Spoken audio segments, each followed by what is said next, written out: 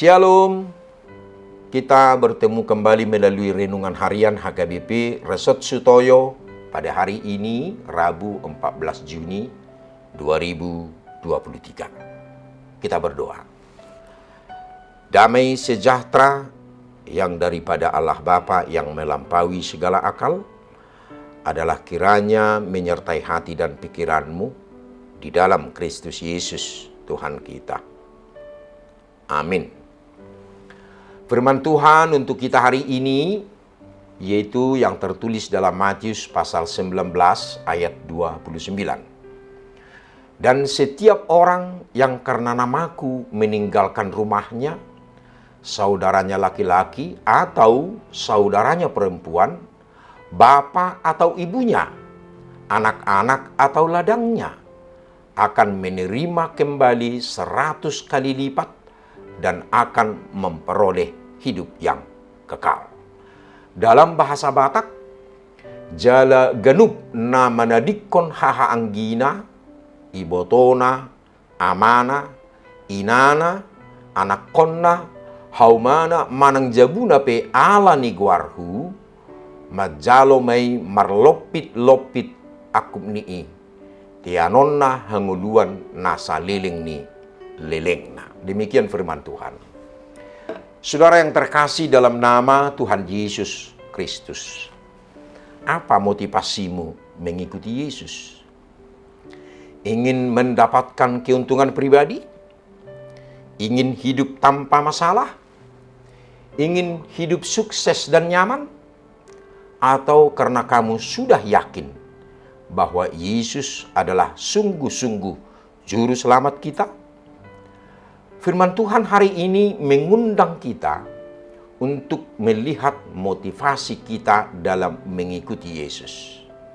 Motivasi yang benar dalam mengikuti Yesus adalah ingin hidup seperti Dia karena Dialah jalan, kebenaran, dan hidup yang mengantar kita sampai kepada Bapa. Yohanes 14 ayat 6. Kalau kita mencermati dengan seksama motivasi orang yang mengikuti Yesus, kita akan menemukan motivasi yang berbeda-beda. Ada orang yang mengikuti Yesus karena ingin disembuhkan dari penyakit. Ada juga yang mendambakan kesembuhan bagi anggota keluarganya. Orang lain mengikuti Yesus supaya mereka mendapatkan makanan. Dan masih banyak motivasi lain. Banyak orang Kristen berharap dengan mengikut Kristus, kehidupannya akan diberkati secara melimpah, terluput dari masalah atau kesulitan. Namun masalah tetap ada. Situasi sulit tetap terjadi. Bahkan tantangan hidup semakin berat.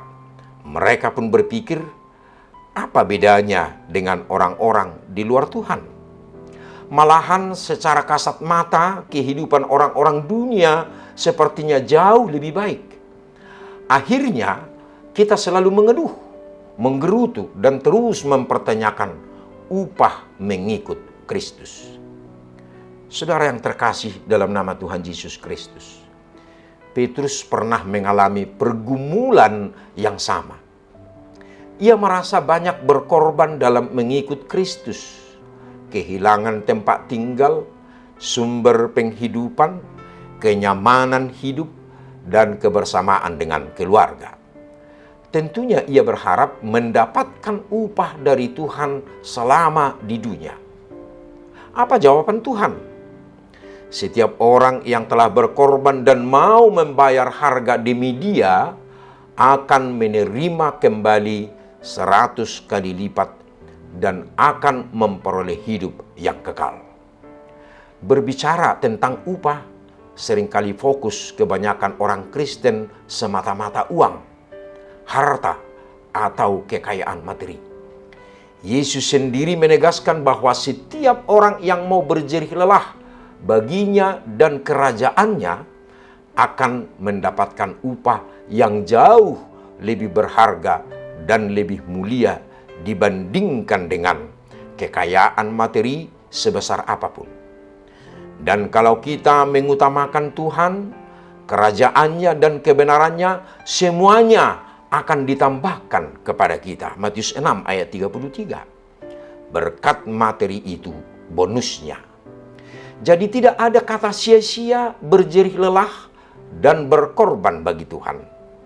Jangan bangga karena kita lama mengikut Tuhan. Karena yang dinilai ketaatan kita melakukan kehendaknya.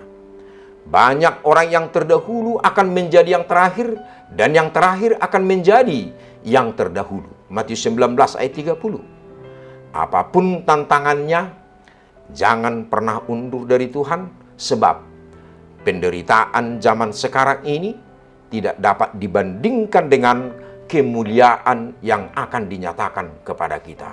Roma 8 ayat 18. Untuk itu, tetaplah setia dan jangan ragu, dan selalu giat dalam pekerjaan Tuhan, sebagaimana yang dikatakan oleh Paulus dalam 1 Korintus 15 ayat 58. Karena itu, saudara-saudaraku yang terkasih, berdirilah teguh, jangan goyah, dan giatlah selalu dalam pekerjaan Tuhan, sebab kamu tahu bahwa dalam persekutuan dengan Tuhan, jerih payahmu tidak sia-sia. Amin. Kita berdoa. Ya Tuhan yang penuh kasih, izinkanlah kami untuk selalu membaharui diri kami untuk mengikut Engkau, agar kami jangan kecewa karena motivasi kami yang tidak benar. Biarlah kami memahami untuk mengikut Engkau, jerih payah kami tidak akan sia-sia. Amin. Saudara yang terkasih, selamat beraktivitas hari ini. Tuhan Yesus memberkati. Shalom.